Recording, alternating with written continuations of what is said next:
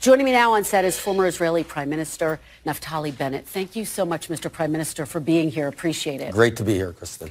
I want to start off by asking you about the leaks and the fallout from the leaks. Do you believe that Israel can trust the U.S. intelligence community, or has that relationship been fractured? Israel can trust the United States Intelligence Committee. We're working a lot together. Things happen on both sides of the ocean, and we understand, and America clearly is taking care of this issue. It's never pleasant, but we're going to move on. Okay, let me ask you about the judicial reform proposal.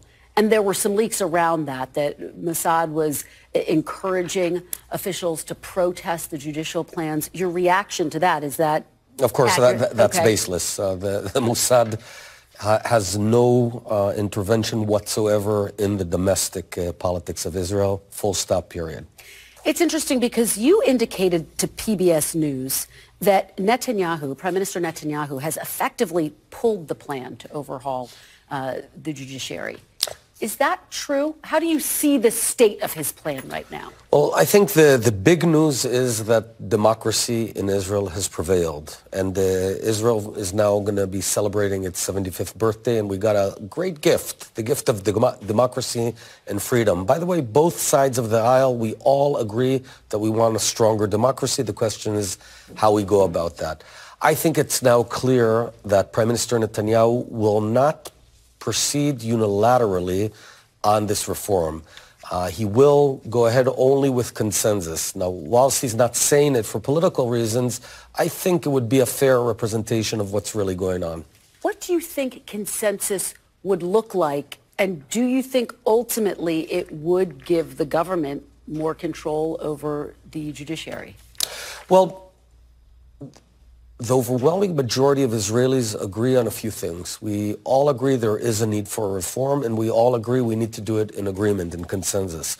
We also agree that the Supreme Court of Israel does not really fairly represent the variety of opinions in Israel, and that needs to be fixed.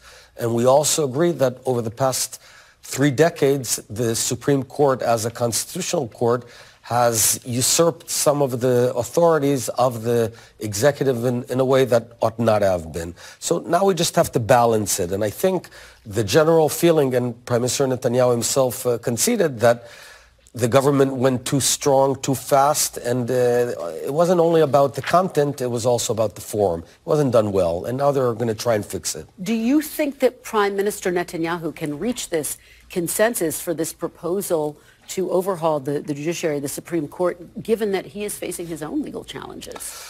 I think regardless of that, it's going to be tough to reach an agreement. I'm not sure there will be an agreement. You're skeptical, I hear in your voice. It's tough because there's a lack of trust. Both sides don't trust each other, and that's not unnatural in a democracy between coalition and opposition. I don't think that Prime Minister Netanyahu is trying to progress this reform because of his personal issues. I think it was sort of a mishap, and he was sort of cornered into this mess. Do you think that the longer that the debate over this potential reform drags on, does it risk undermining the security of the country, given the protests that we're seeing? Well, I'd say this.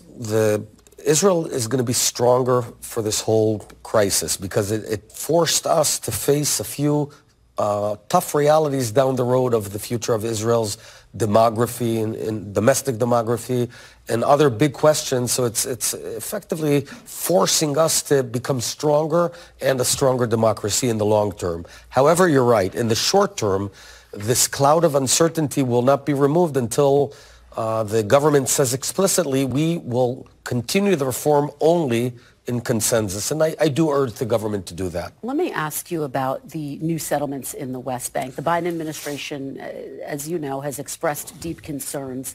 Are you concerned that new Israeli settlements could undermine long-term security and stability? No, I think what we're seeing over the past several decades is natural development in Judea and Samaria, a.k.a. the West Bank. There's the Palestinian-controlled area, and there's no settlements there, what's called areas A and B. All of the Jewish communities being built and homes are only in the Israeli-controlled area, what's called Area C. Does it undermine, though, you talk about the strength of the democracy, could it undermine your democracy in the long term?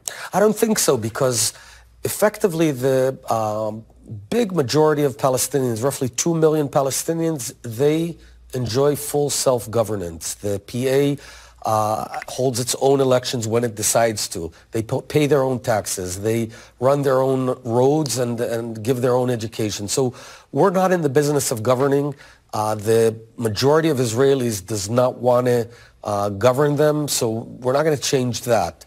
I think that the main path forward is in reducing the degree of this crisis, of this conflict.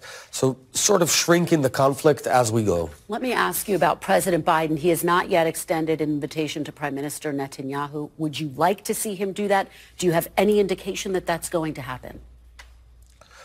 Well, you know, I'm not in the business of giving advice to my friend Joe Biden, President Biden.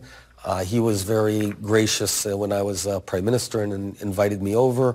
I'm sure there's, you know, technicalities, and at some point Prime Minister Netanyahu will be invited. And very briefly, Speaker McCarthy is going to be in Israel. What do you want to hear from him? What message do you hope to hear from the Speaker? That America and Israel remain best friends, and we share not only interests, but the same shared values of democracy, of freedom, of strength against evil, and that we're as strong as ever together. And have you felt that way under the Biden administration very quickly? Actually, I have. I have to say, while we do have some disagreements, the Biden administration has been extremely friendly with the State of Israel, and at all levels, cooperation is as strong as ever.